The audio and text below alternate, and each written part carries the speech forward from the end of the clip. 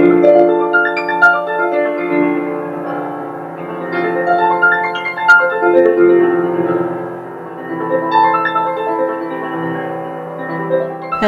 welcome back to the studio with us in this series called Karma, Destiny and Choice.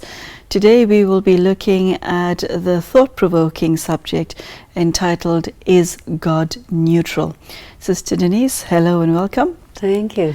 You have mentioned the role of God extensively in relation to the law of karma, and specifically how we as human beings settle our karmic debt. The reason for this topic is I'm wondering what God's role is vis-a-vis humans, how he does what he does, what his interest is in the settling of our karma, and what his motivation is. Is he neutral or not? From a historical perspective, God has been described in many ways in religions across the globe. Some in a fearsome form, some in a loving form, some in a dispassionate form. So I'd like to know from you, is God neutral? It's a big subject, actually. One very nice thing that came from God is, you have each other, but I only have you. Oof, so sweet. You know, so I mean, God is very powerful, but God is also absolutely motivated by love for humanity. The reason God speaks to humanity, teaches humanity, and shares his wisdom is because of love. When we receive that, we are very powerfully benefited, but then on the other hand, God is quite neutral in that he will say, okay, here's my knowledge, I'm giving it to all of you, and I know that some of you will get it, some of you will not get it, some of you will pay attention, some of you will be lazy, some of you will really work with it, some of you will not work with it. How people receive it is up to them. But the motivation of God is, let me benefit my children. In that sense, the knowledge, the love, the wisdom, the power that God streams towards the earth itself and to humanity who live on it is his love. How does God play his role in respect of us? You said he speaks, he teaches, he gives. How does he do this?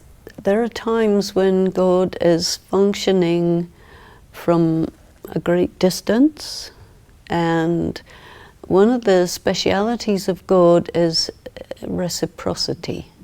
During the period of the time of religions, the great religions of the world, whenever people are addressing God with sincerity from their heart, definitely they will get a response and they will feel that it's coming from God. But the relationship is very much one of faith, seeking, trying to understand, and trying to live by what is understood as what God stands for. But there is a time which may correspond to what we might call the time of creation, where God and humanity actually have an encounter. To me, one of the, you can say, spiritual laws is that sooner or later every soul on earth has an encounter with God. And that encounter can be one of great love because the seeker has been seeking God. Finally, they meet like a lover and a beloved, and they just come together and spend time together, and that's a very beautiful meeting. Some have been against God, and when they have an encounter, it's not such a pleasant encounter. But nevertheless, anyone who comes to God with sincerity, no matter what their condition is, the encounter is that they will receive peace, relief, love, compassion, companionship, all of these things. So this moment of encounter with God is the moment or the time period where that soul absorbs from God whatever they can, and it's very individual, so you can't really say much about that, but that it definitely takes place. What God also does is He has to teach us. He is known as the intelligence of the wise. He is known as the giver of the third eye. And the third eye is also called the third eye of knowledge. So what we're talking about in this series and other series is, what does God say? You know, in Christianity it is said, in the beginning was the Word, and the Word was with God, and the Word was God, but they never say what He said. Whereas in India, you have the scripture of the Srimad Bhagavad Gita, in which God says a great deal. This tradition of God coming to humanity, coming to our level. What is our level? Is we are souls in bodies, and we communicate with each other through eyes, mouth, ears, all of these instruments of communication, body language, words, etc. So God has to come and use an instrument as a vehicle to communicate by words. And God will say, "You are mine, and I am yours." And you will say, "Yes," and there's a relationship right there. But then God will say, "Okay, now, humanity, you're in trouble. You've called me. You called me to purify you. You called me to give you strength. You called me to relieve you of suffering and sin and all of this. So I've come for this purpose. And I open up a college, and you come and study." And so through the medium of Prajapita Brahma, he will speak. And what he says can be studied. And it's spoken in a very simple language, but it's very deep. Everyone will understand it the way they understand it, because it can be understood at a superficial level or at a very deep level. And the message of God to humanity is really fairly simple, but it is deep. And I think the main message of God is, think of yourself as a bodiless, genderless, cultureless, colorless being of light. And think of your body as a vehicle, which comes in colors. It could be male or female, it could be big or small or whatever. But you are not the body. This is not new information, but it's forgotten. Then God will say, "I am not everywhere, as many of you have thought. I am somewhere. And where I dwell is in my region of light. And I've been tracking you and looking after you. And now finally I come to teach you. And so pay attention." Then he will say, "Your problem is you didn't understand the philosophy of karma. So I will explain it to you. So listen." When God teaches us how to work with our thoughts, words and deeds in such a way as to profit ourselves and benefit the world, this is really the essence of his message and his teachings. And this is why we're going into a lot of these details in this program, because there are many things to think about. What is our responsibility in all of this? In any relationship of two, it takes two to tango. Mm-hmm. How do we dance with God? Well, one thing is, God is a good dancer. That's good to know. Yes. Yes. Even though he doesn't have a body, he dances. He dances. He dances. Okay. Oh, yeah. That curiously is remembered in the symbol of the Nadaraja, is it not? Yeah. the dancing God. So yes, within human spirituality there's truth. I remember that image vividly from my childhood, a very important image in South Indian culture. Dancing knows very well how to relate. He relates, okay. I think that one of our problems and one of the consequences of not understanding the laws of karma is that we haven't understood how to have human relationships in a beneficial way. Instead of being mutually beneficial and creating relationships of harmony, we have done karma which has created relationships of bondage and suffering. God will interact with us very reciprocally. We love him, he loves us. We disregard him, he will be distant. We pay attention, he pays attention. This kind of thing. But also, God knows exactly how to behave, how to relate in such a way that the relationship is well. In our interaction, we don't know how to do this quite right because our love for someone is compromised by ego, by attachment, by greed, by so many things, by reactiveness, different negative emotions come in, impatience, all of this. But God is always correct. And when you interact with someone who's always correct, you become correct too. So this is one of the blessings, you can say, that you get from dancing with God. Sister Denise, human beings communicate via human language, of which there are many on earth. What language does God use to communicate, given the fact that he doesn't have one of these?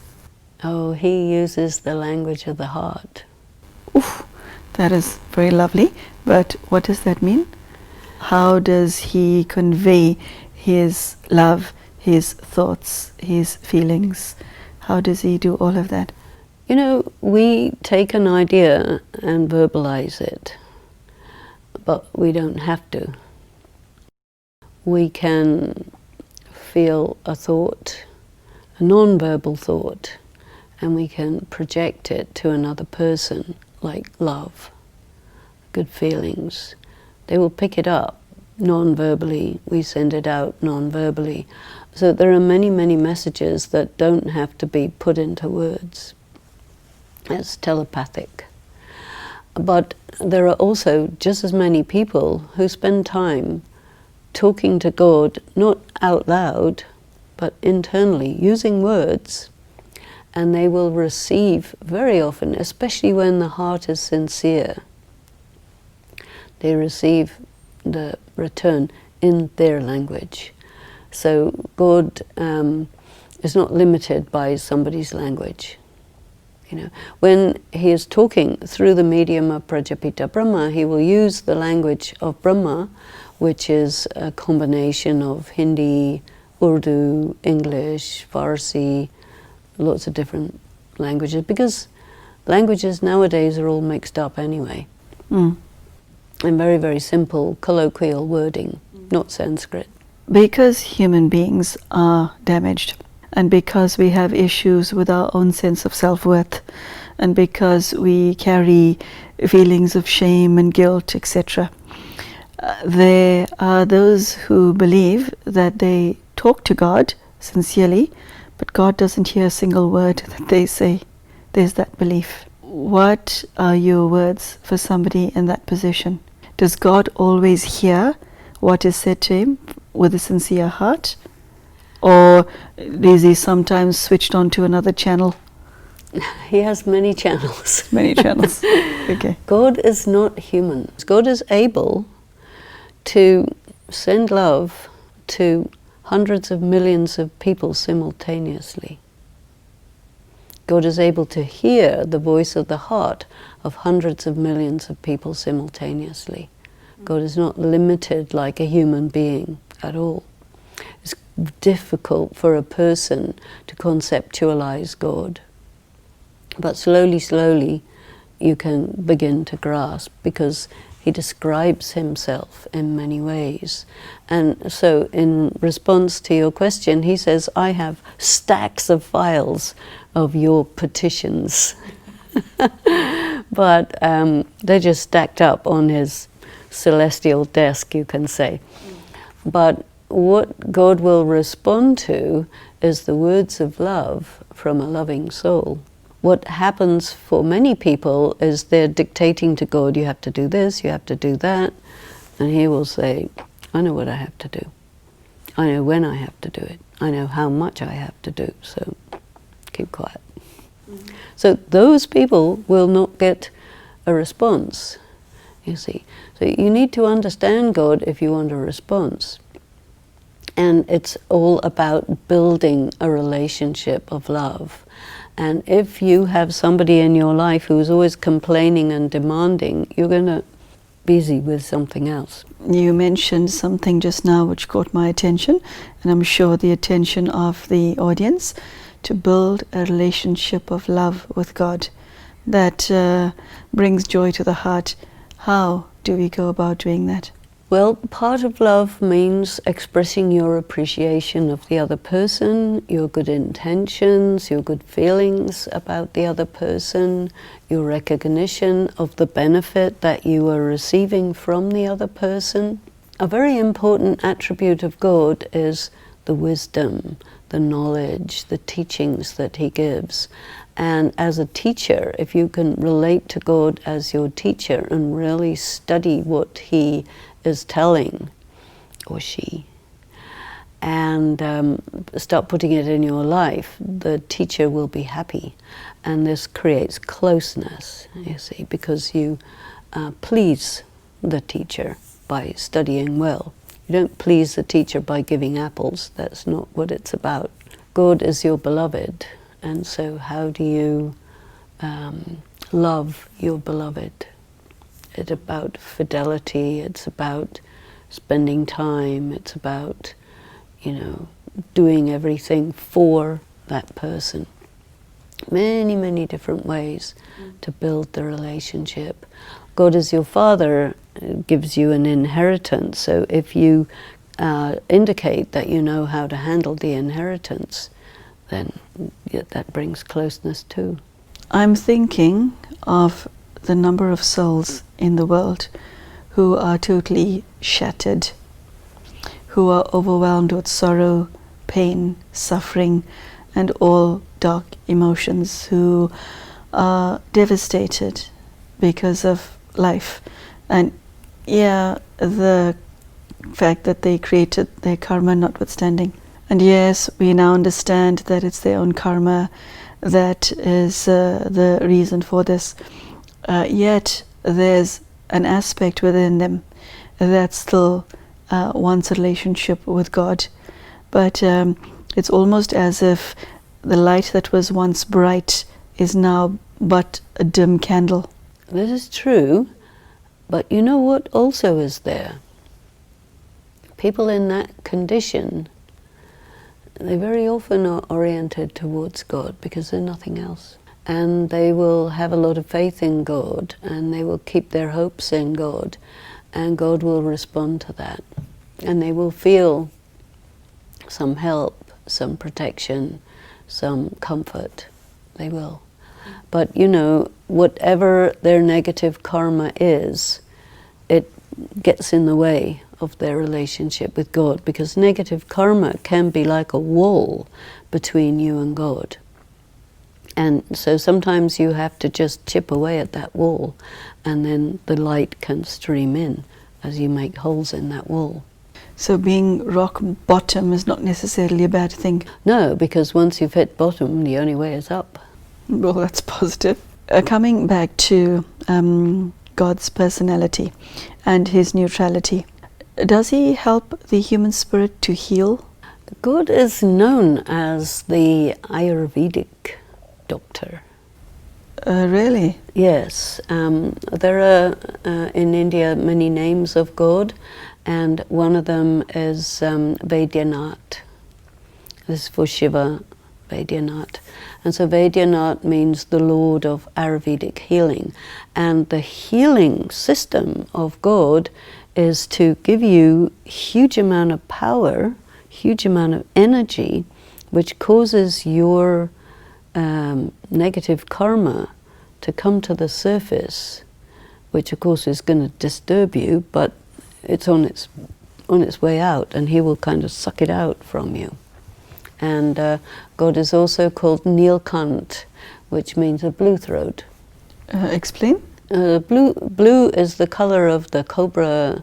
When you get a cobra bite, you turn blue, right? And so it's a sign of poison. So when you've been poisoned by your negative karma, God will pull it out with you, but he won't get poisoned by it. So it only goes up to the throat. These are the images that are there in the Hindu folklore and mythology and iconography. But it explains to you much of God's healing characteristic. God is also called Dilvara, the comforter of your heart, because somebody who's shattered and battered, they also have a broken heart. And so they can get incredible relief by taking refuge in God and placing their heart and their life in God's hands. And even the people that they're worried about, their children or whatever, put them in the hands of God and just have faith. You mentioned in other episodes of God being the mother and the father to us humans. What is it about these two relationships that appeal to humanity the most? And are there any other relationships that he offers to humans? God says, have all relationships with me, because a relationship means that you are with somebody because you benefit.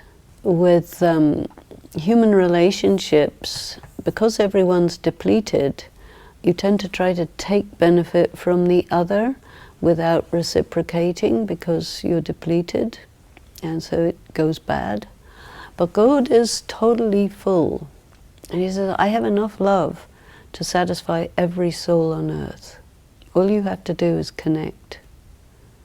Because the mother means the sustainer, the breast, the milk, the food, the love, that feeling of embrace, the massage, the protection, the care, the feeding. All of this is the attribute of the mother. And the mother is said to be the first guru of a person who teaches you just the basics of life, you know. And so the main relationships in which you can experience God are the mother, the father, the teacher, the guru, and the friend. You know, so the guru really prepares you for death. Sorry, what? That's what a guru is. It prepares you for death. Okay, that's news. Yeah. Okay. She says with a smile. She says with a smile. Well, what is death? It is to leave your body having settled your accounts and return to the world of nirvana, you know. And so God will take everyone back to the world of nirvana in a purified state. So the guru will give you whatever you need to know in order to be completely free, completely pure, so that you can leave with God and leave the people, the places, the things that haunt you.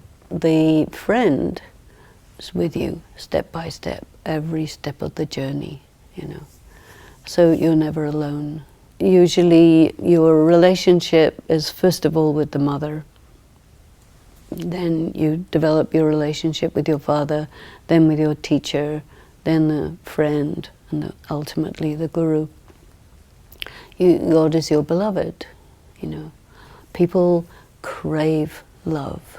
They want someone to love them, they want someone to hold them, they want someone to carry them into ecstasy and keep them there, you know. And God will do that. But you have to fulfill your side of the relationship.